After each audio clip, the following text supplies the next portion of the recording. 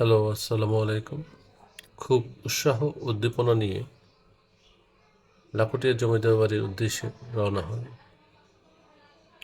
অনেক নাম শুনেছি, কিন্তু কখনো যাওয়া হয়নি। সেই শখকে পূরণ করার জন্যই আমাদের এবার উদ্দেশ্য ছিল লাখুটিয়া জমিদার বাড়ি। কিন্তু এখানে যে উৎসাহ উদ্দীপনা নিয়ে গিয়েছিলাম, এরপরে দৃশ্যগুলো দেখে মনটা ভীষণ খারাপ হয়ে যায়। আমরা একটা দুর্ভাগা জাতি, যেখানে নিজেদের অস্তিত্বকে আমরা সুন্দর মতো রাখতে পারিনি। সেই বিল্ডিংয়ের ভঙ্গুর দুর্দশা, সেখানে নেই কোনো প্রাচীন ঐতিহ্যের চিরুনি বিল্ডিংটিতে। এর আশপাশ সরকারি বিভিন্ন অফিস নিয়ে যার সমস্ত বাড়িটির আঙ্গিনের সৌন্দর্যটাকে বিলীন করে দিয়েছে। এটাকে উচিত ছিল? এটাকে উচিত ছিল? মনটা ভীষণ খারাপ হয়ে গেল, ভীষণ খারাপ ভেবে। হঠাৎ করে মনে পড়ে গেল, এই বাড়িটিতে কারা ছিল, কতজন সদস্য ছিল। তারা তো অবাক, নিজেকে মাঝে মাঝে প্রশ্ন করি।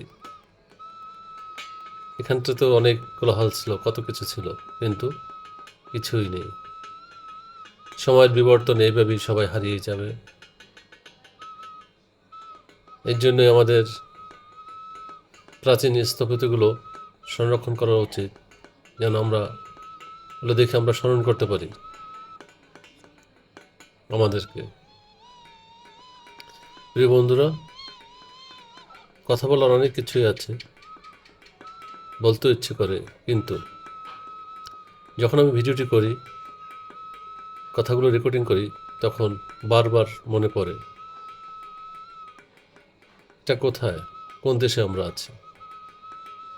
এত সুন্দর প্রাচীন নিদর্শন এভাবে বিলীন হয়ে যাচ্ছে, বিলীন হয়ে গেল।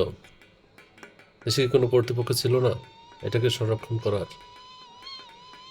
যতই চেষ্টা করুক, হয়তো এর চেয়ে আর অনেক সুন্দর হবে, বেটার হবে, কিন্তু যেটা ছিল সেটাকে আর কখনোই ফিরে পাওয়া যাবে না।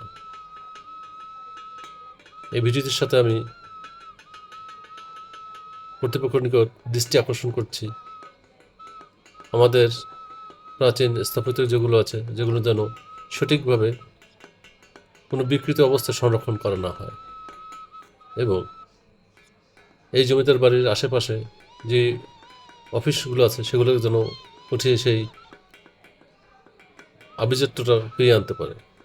এইটা বলেই আমি আমার এখানে শেষ করছি।